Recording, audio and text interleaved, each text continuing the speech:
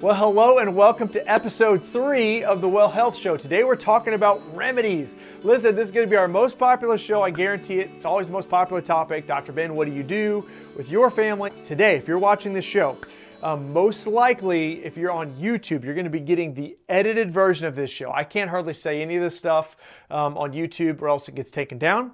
So we have got a solution for you. If you go to the wellhealthacademy.com, that is our new show.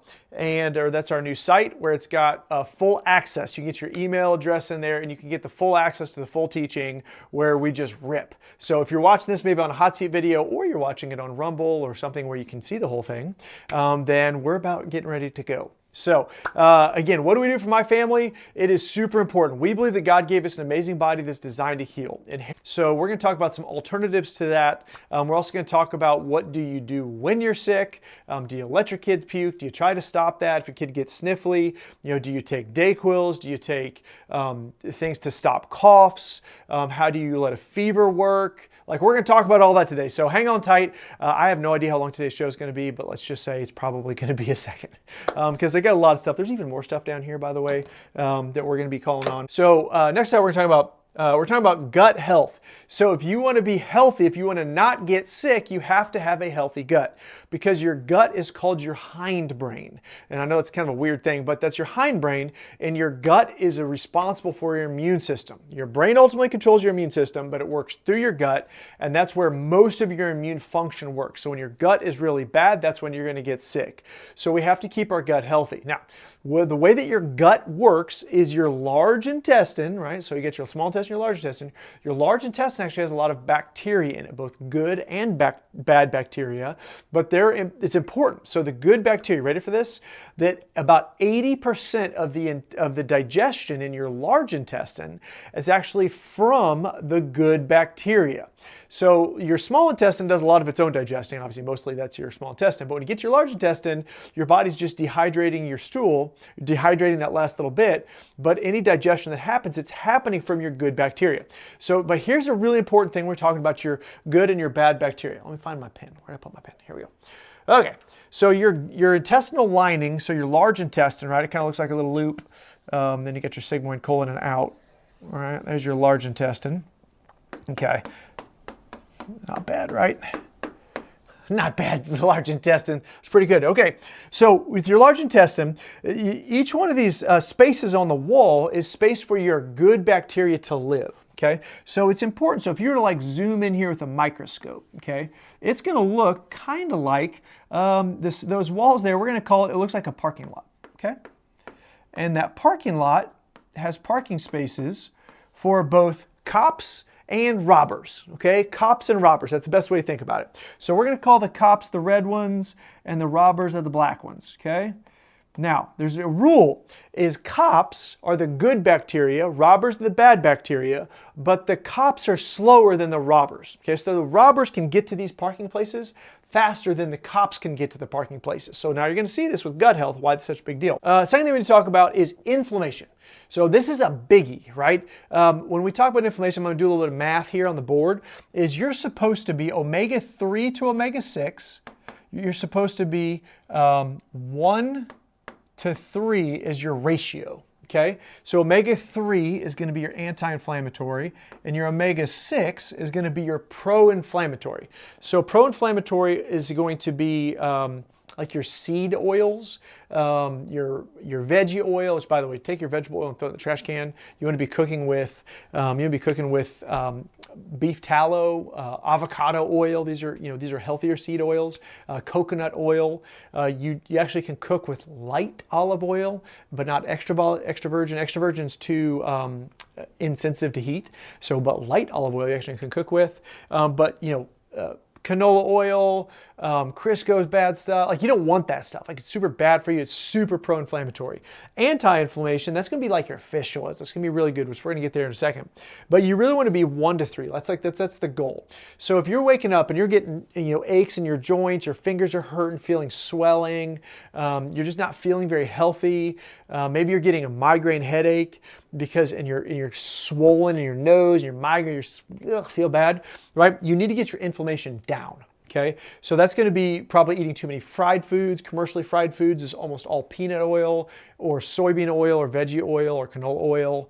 So that's going to be all this. So if you're eating so you got to realize that canola oil is like 100 to 1 in pro-inflammatory. Okay, peanut oil is going to be like 90 to 1 pro-inflammatory, super bad for you.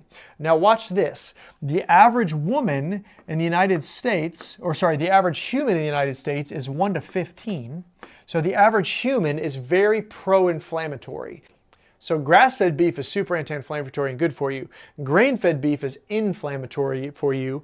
These seed oils, this is what you hear RFK Jr. talking about, these seed oils are super bad for you. So Dr. Ben, how do you combat that? Like, what do you do?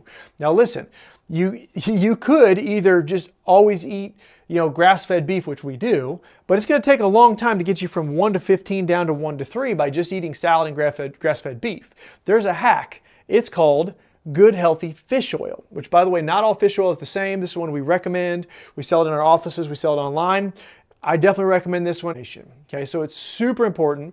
Me personally, I recommend this. You can get it in capsules. You can get it in liquid form. I like this one in liquid form. The best fish oils don't taste like fish. Remember that. If your fish oil tastes like fish, it's rancid.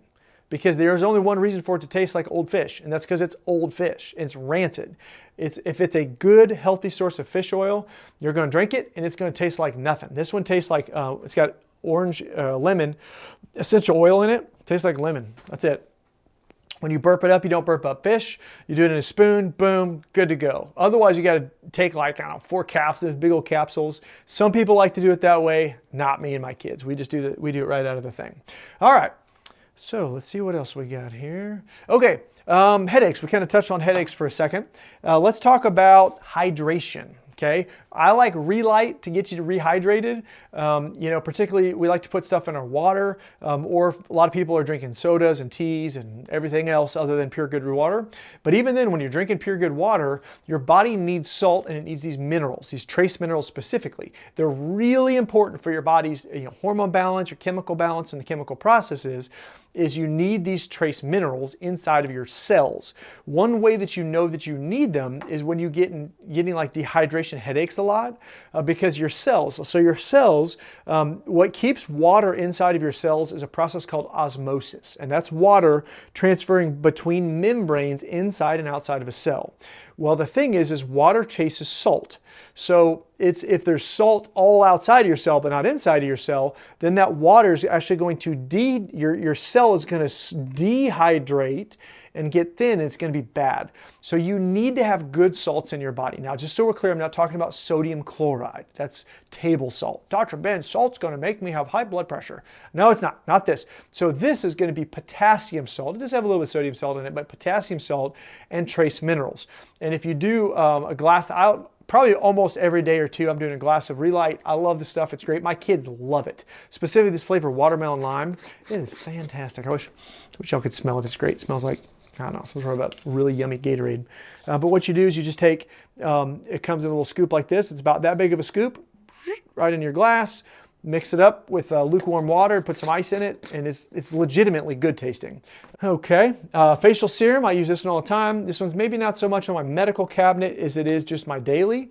So get out of the shower. This guy is actually, it's good for your skin. It's a skincare routine, right? So it's going to be like fine lines and wrinkles, which I'm a dude, so I don't get too weird about it, but my wife does. She's got, we'll have her pull her hand on one of hers. So she does this, and then we have a red light face mask from a company that we love. And with this one, all you do is you get out of the shower, put a couple of drops in your hand. Of course, you got to put it on your skin, you know what I'm saying? Most people just do it here. I choose to do it a little bit here. That's like a joke. But anyways, so that's what I do. Of course, we have a silver toothpaste that we use. I love that stuff. By the way, if you're watching this, you like it, please like, subscribe, share, do all those things. We appreciate it. Send it along. Of course, the big thing that we are promoting is Well Health Academy. So if you're watching this and you're probably thinking to yourself, man, I wish there's more, because I'm recording this right now and this is 39 minutes. This has been edited down for YouTube because I can't say half of this stuff on YouTube. So just so we're clear. So if you're now watching this and you're like, this show's only like 20 minutes long, you missed half of it. And I'll tell you why you missed it, because we had to edit it down for YouTube safety. So if you go to Well Health Academy, you get the full deal. Now, the way that we did Well Health Academy is we gated it with an email to keep the bots out. So if you give us your email, I think it's your first name and your email. If you do that, then we will give you the full access to the long video. It's incredible. Make sure you watch that. Every week we're going to be putting out a new podcast. Guys, this is the Well Health Show. Thank you so much for tuning in this week. We'll catch you next week.